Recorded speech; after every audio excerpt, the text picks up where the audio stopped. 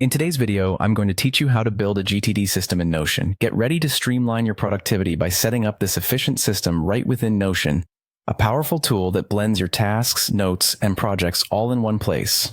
We'll guide you through each step, ensuring you have a comprehensive setup by the end of this tutorial. To kick things off, make sure you're logged into your Notion account. If you're not already, go ahead and sign in. This might seem basic, but it's essential because everything we do here is within your workspace. Once you're in your workspace, it's time to create a new page. This page is going to be the foundation of your GTD system, so it's an important step. Simply go to the left sidebar, click on Add a Page, and give it life. Once you've got your new page up, name it GTD Dashboard. This will serve as the central hub for everything in your GTD system. Naming it clearly helps you easily access and recognize it whenever you need to dive into your productivity flow. Now that your GTD dashboard is named, it's time to create your main menu dashboard.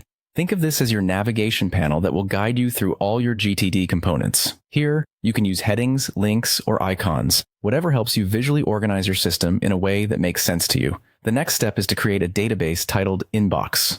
The inbox is a primary component in GTD methodology where you collect all tasks, ideas, or anything that demands your attention. This acts like a holding pen for all your thoughts before you sort and organize them. It's crucial for capturing everything in one place, preventing anything from slipping through the cracks. Once your inbox is set up, it's time to add properties inside your database.